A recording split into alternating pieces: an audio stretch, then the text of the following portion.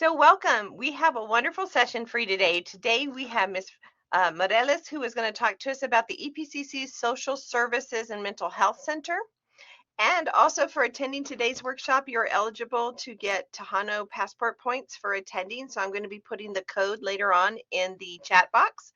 So look for that. If you haven't gotten those points before, I'll tell you at the end how to do that. So please get comfortable, mute your mics. And if you have any questions, we have a chat box down at the bottom, or you can raise your hand down in the middle. So thank you for coming, and we'll go ahead and get started, Ms. Morelos, whenever you're ready. Awesome. Thank you so much. Again, my name is Valerie Mireles. I'm a licensed master social worker and a clinical service provider here at EPCC with the new Mental Health and Social Services Center. My supervisor, Ms. Carmen Castillo-Attar, will also be joining us a little later today as well, okay? For purposes regarding this session, I'm going to go ahead and turn off my camera. That way we don't have any issues with internet or anything of that sort. Perfect. Okay, so we're going to go ahead and get started. And I do see here that Carmen is here as well. So she is a supervisor for the Social Service Mental Health Center, and she would also be providing services to students as well. Hello everyone. And I'm just waiting for a student, Valerie, so I might just leave in a little while and then come back, if it's okay with you. Sounds good. Hi, everyone. Awesome. Okay, so I'm going to go ahead and start off with our mission here at the Social Service Mental Health Center. So our mission is to provide quality mental health services to promote wellness and to empower EPCC students here, of course, at EPCC. Our vision here at the Social Service Mental Health Center will provide high-quality mental health, individual, and group therapeutic services in an environment that supports students' unique individual, cultural, and demographic needs. It will also provide an opportunity for social work, health occupations, and counseling students across the region, for instance, like at UTEP, some online classes, and MSU as well, with internships and training opportunities as well. So first off, what is mental health? So mental health is pretty much our emotional, psychological, and social well-being. It affects how we act, think, and also feel. So some examples of mental health, how it go ahead and impacts our life. So for instance, stress. If you're balancing school, you're balancing work, you have all these different hats that you're trying to go ahead and juggle. That could actually take an impact within our mental health. Our mental health also impacts how we relate to others, whether or not you want to go ahead and go out with your family, when you want to go out with your friends, if you want to go ahead and just be able to interact with others. Sometimes our mental health, depending on what we have going on, can actually go ahead and impact those moments in our lives. And it can also impact our healthy choices that we make within our everyday life. So we wanted to go ahead and provide you all with some statistics that we found online regarding mental health and specifically college students.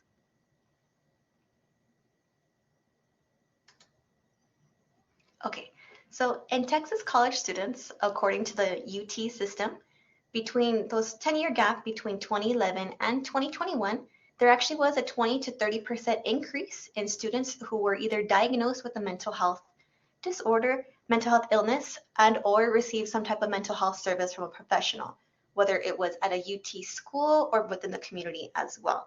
So that bumped up by 10% within that 10-year span. So psychiatric hospitalizations in students have actually went ahead and increased within that time frame by 38% in students. So mental health issues have increased within the last couple of years. And I know I have the answers written right there, but why else do you think this could be an impact as to why mental health has increased? You guys could go ahead and put it in the chat box if you're feeling like you want to be a little social with us. Any idea as to why else do you think mental health has also increased?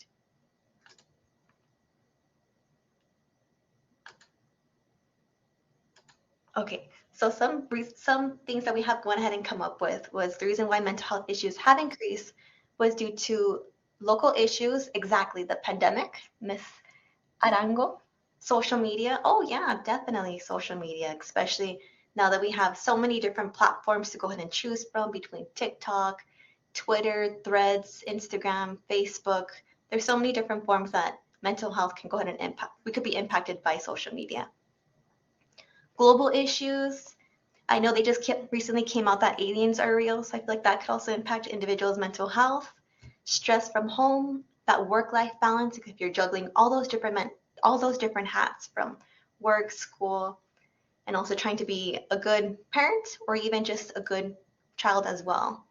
COVID, of course, is a major factor. I know that did shake up a lot of individuals' mental health when those past couple of years with the COVID world, and now adjusting to this post-COVID world as well. And of course, that's always to name a few, and the ones that were mentioned here on the side as well. Okay, I see another comment here.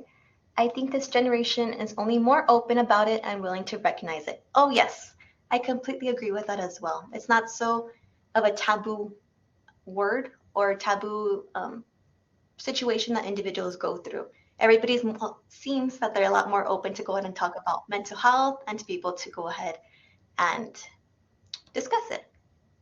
And another thing that, this is Carmen, another thing that is increasing our mental health, affecting it, is all the violence that is around us. I think it has increased 100%. You know, there's so many shootings. I mean, here in El Paso, every week there's a shooting, stabbing. So all that has an effect on us. Definitely, definitely. It's definitely becoming a lot more common, unfortunately. Okay, so another study was done to go ahead and find out pretty much the impact of students go ahead and not wanting to go ahead and continue with higher education. So there's the different brackets. There's the green one, which is all students. There's the dark blue one, which is associate degree of students, and the broken line, the light blue one, which is the bachelor's degree in students. So in 2020, I'm going to go ahead and focus specifically on associate degree students since we're a 2-year institution. So for 2020, about 38% considered dropping out of school. Now let's fast forward a little bit over to 2021. That increased up to 41%. And then we're going to fast forward till last year, which was 2022. That went ahead and increased up to 44%. So we are seeing a gradual increase. Of course, this is pretty much considered during the pandemic, and I guess you can say the post-pandemic world of how it's just starting to go ahead and increase.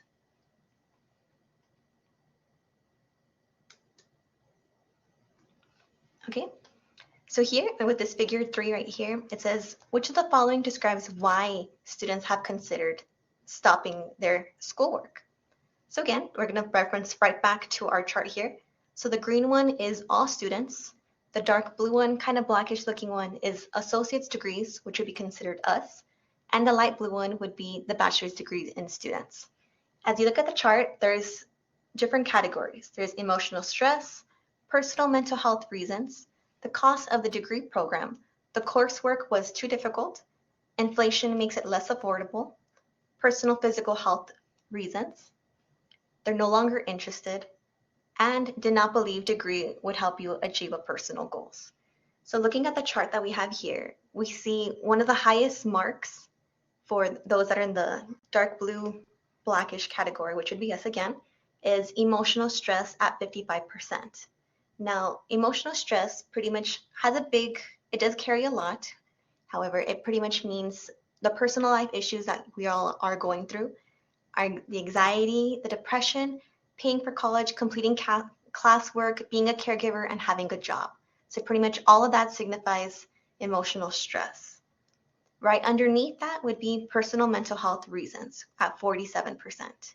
So we do see, of course, emotional stress being the main factor as to why individuals consider stopping their coursework.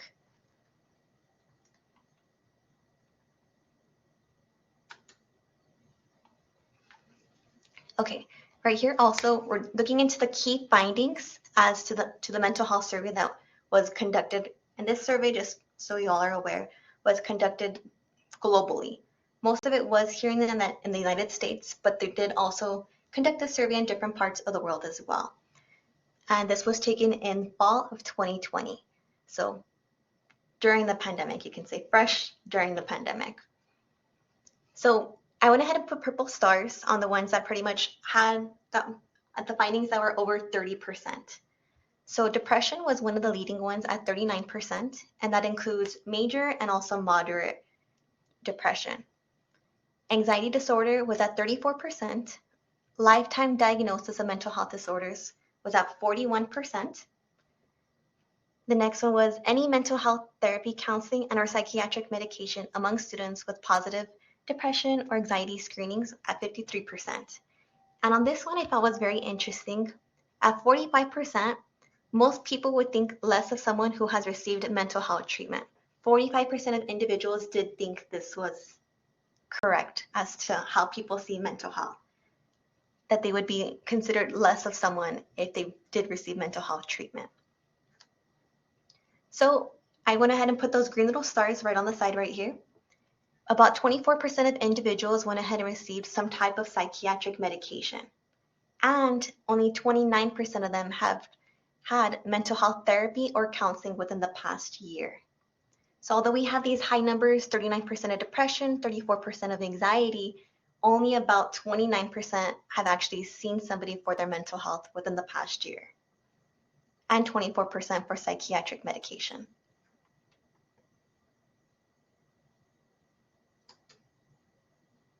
All right, so we're going to go ahead and look a little deeper, specifically into the depression and also anxiety.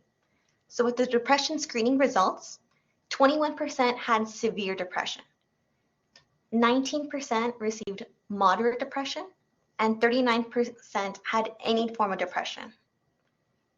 With anxiety results, 16% had severe anxiety, 18% had moderate anxiety, and 34% had any form of anxiety. And of course, this study was also conducted in the Healthy Mind study.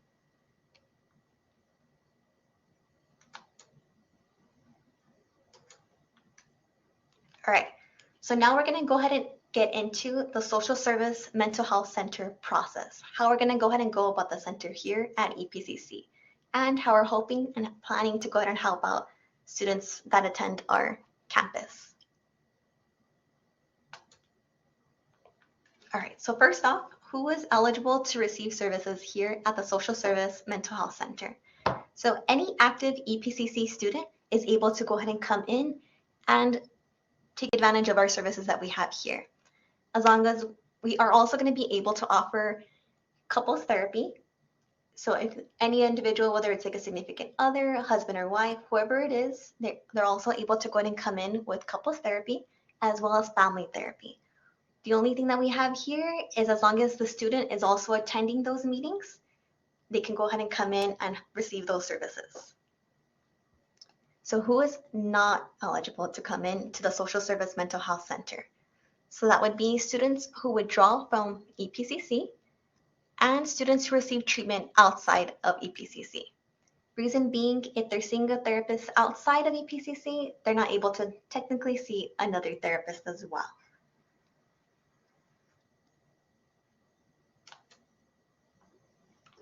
So confidentiality. I know this is a big topic, especially seeing somebody that's here at your campus. So pretty much like this little picture that we have here says, whatever you say during your session stays within your session. Unless someone is hurting you, you want to hurt someone, you want to hurt yourself, or you give permission to share with another trusted adult. So giving permission to share with another trusted adult, meaning that you go ahead and sign a consent of release of information form, that we could go ahead and release your information to, let's say, your professor wants to go ahead and know if you followed through with services. If you go ahead and sign that release of information saying that yes, we can go ahead and disclose that you are receiving information, we could go ahead and let your professor know that you did follow through with services. If you do not want us to go ahead and share that information, we will not do so. You are pretty much, I'm sorry, go ahead. No, it's okay. And so I was gonna mention that when we do this, we have the consent to release information. The only information that we can release is that if you signed up with us and if you're receiving services, we cannot provide any other information of what's going on or anything like that. Correct. Yes, so you are in control of who can go and receive that information, of course, under these guidelines right here. Unless you're willing, if you want to go ahead and hurt yourself or hurt somebody else, we do have to go ahead and let the proper individuals know about that.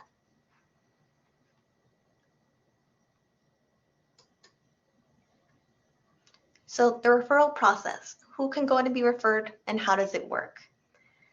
So you can either refer yourself. Let's say you want to go ahead and take the initiative and you're feeling, you know what, I want to go ahead and make an appointment to go to the social service mental health center.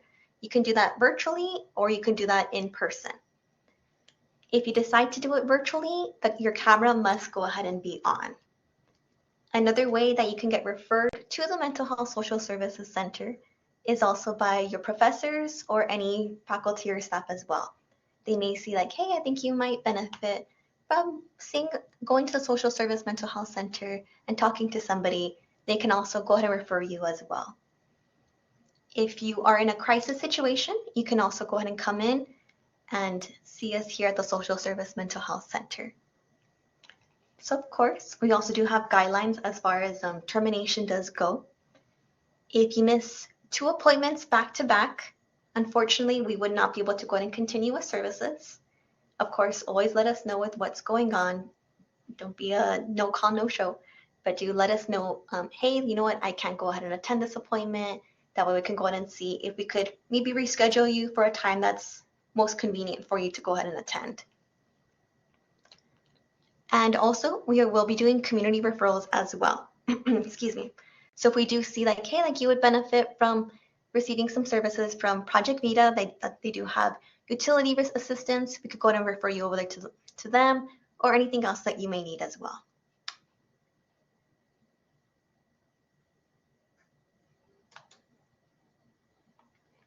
Okay, so what we offer, I know we did touch base on this a little earlier, but just to go ahead and dive deep into it. So we do offer individual therapy, so on a one-on-one setting. We also do offer couples therapy, so you and a significant other. That significant other does not have to attend EPCC. We do want to go ahead and be offering group therapy, so we can go ahead and touch base on different topics. Same thing with support groups. And those different topics could go ahead and range from time management, setting boundaries. It could even focus on anxiety, depression. We are very much open to discussing different topics that you all are interested in wanting to go ahead and dive deep into. We want to go ahead and offer different lunch series. That way we can maybe we can go ahead and offer food to you all. You all could go ahead and bring in your lunches too, and just having it designated during that lunch period of time. We also want to offer wellness settings to talk about our overall health. Let's talk about nutrition. We could talk about being active and just maybe even having a yoga instructor or something else going on for you all.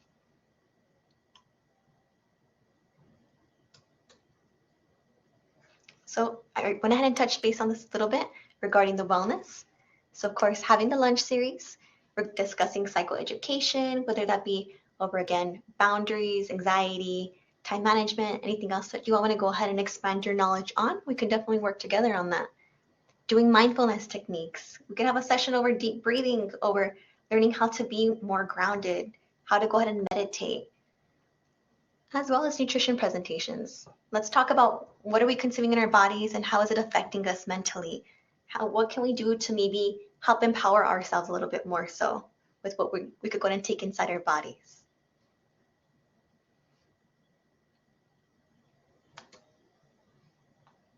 All right, so that's pretty much opening the floor to anybody that has any type of questions or comments. You could type it up here if you'd like to on the comment section, or you want to turn on your microphone as well, you could go ahead and do so too. Okay, Miss Arango? So can you hear me, first of all? Yes. Okay, good. So hi, good afternoon. So I have a question. Hello. So who will be doing these sessions? Is it counselors? Are you going to have people from outside the college come in? And is there going to be a charge for these sessions, for these services? Those are great questions. So of course, with the Social Service Mental Health Center, I am actually going to be one of the clinical service providers that will be providing these sessions to students, and we will be hiring more as well to be here at the colleges. We do plan to have 2 at each college, so 1 social worker and also 1 licensed professional counselor. Right now, we're still in the process of hiring individuals. So right now it's going to be me as well as Carmen handling and seeing students. So right now, we are establishing the center in 2 phases. The first phase will be to have the clinicians and the camp and the centers open, hopefully mid-fall semester. We wanted to have them by the fall semester, which is in a month. So maybe not in August, but maybe mid semester. So we want to have 3 locations, and we already have the offices for Valle Verde, where Valerie is at. We have 1 office in Mission del Paso. We have 2 offices at Northwest, and but we don't have, like I said before, we don't like Valerie said, we don't have the clinicians. So we are in the process of hiring 6. 5 more, and Valerie will be 6, so they can be 2 in each campus.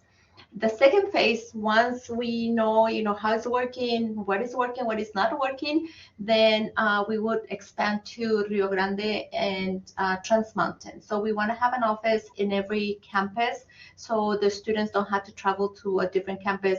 Although we're going to offer also virtual services and also after hours. Eventually, we're going to go to until maybe 7 or 8 p.m. and maybe Saturdays or Sundays. But right now we're in the initial phases. We're setting everything, getting it off the ground. So eventually once we put it in practice, we'll know what works better for our students and for ourselves. The services are going to be free. That was another question. The services are going to be free. Free for whoever wants to take advantage of the services, even if let's say you do a couples therapy, or you do family therapy, there's no charge for anyone.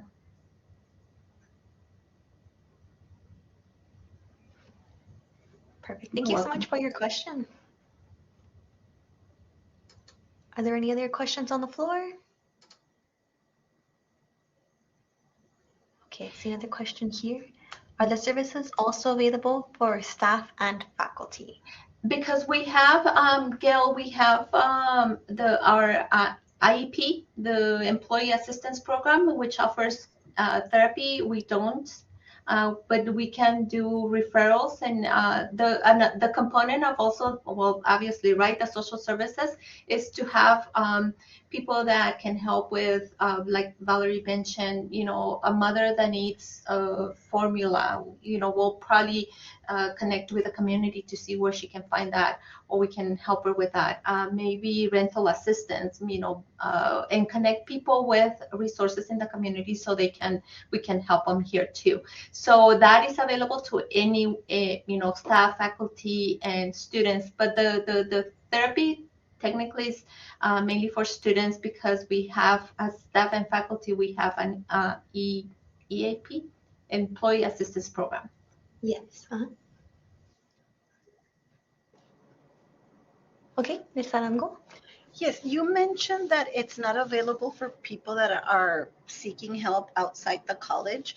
Like, can they transfer over, or once they're going to another place for sessions per se?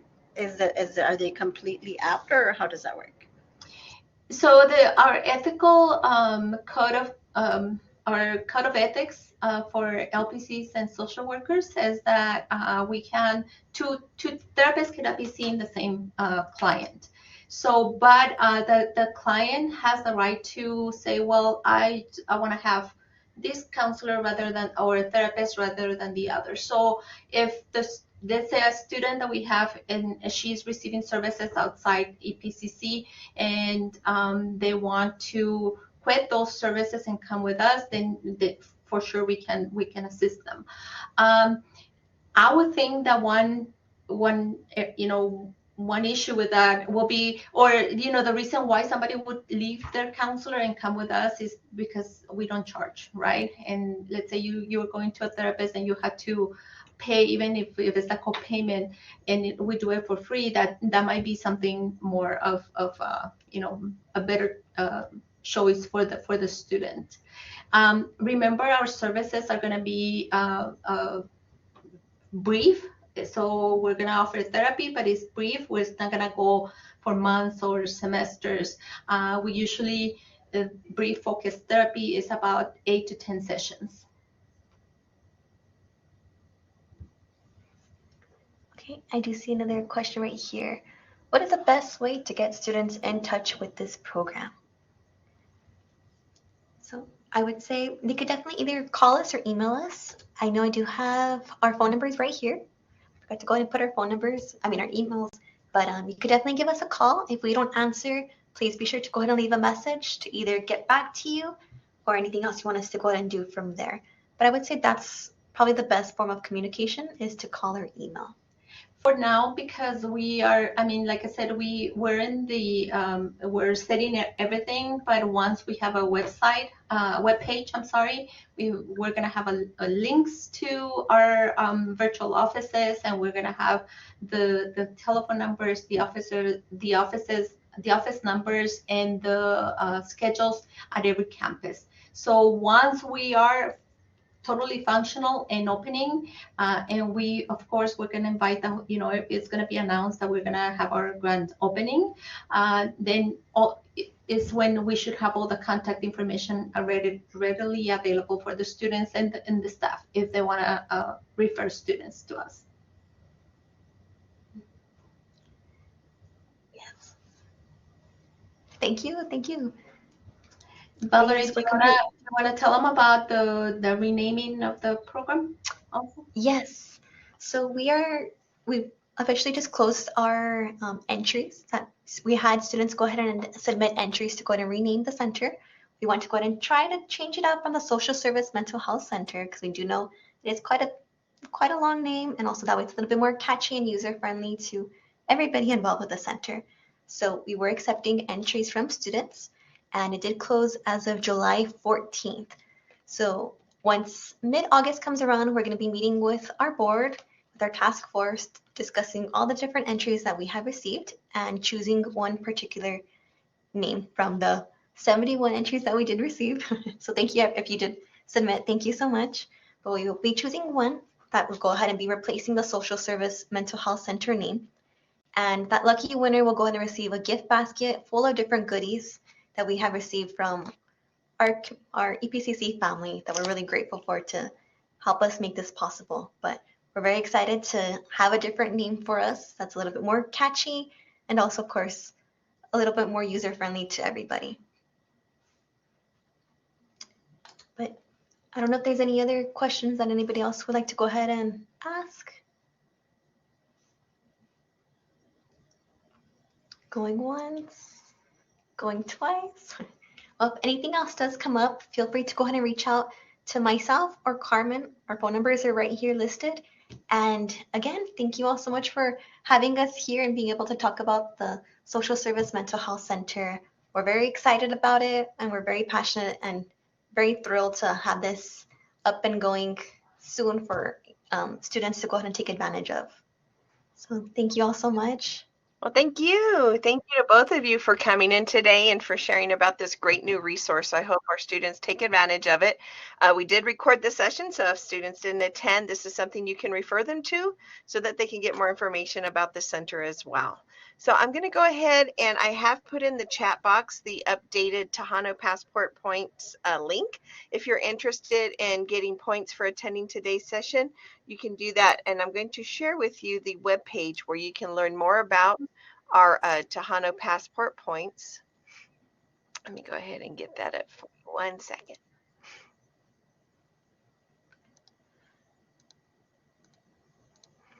So this is where you're going to be able to go, and there is a link up at the top. It's called Tejano Passport, You can click here where it says first time scan or QR code, and you scan that with your phone, your camera, and you'll be able to register and put in those points every time you attend the session here or that you attend any type of Tejano passport session. On their website, it does tell you when they have events. There are links that say the calendar. So I'm going to put the link in the chat so that you'll be able to view that. Next week, we will be having another wonderful program, and that is going to be our last one for summer. And this one is going to be on financial literacy. So that's always a great topic, especially when you're getting ready to start with fall and all the expenses that come along with that. So we will have a presentation by the SSSP to provide us information on that. So again, I thank our presenters, Ms. Morelos, Ms. Castillo-Attar, and I appreciate you all coming, and I hope you have a great weekend. So thank you. Awesome. Thank you.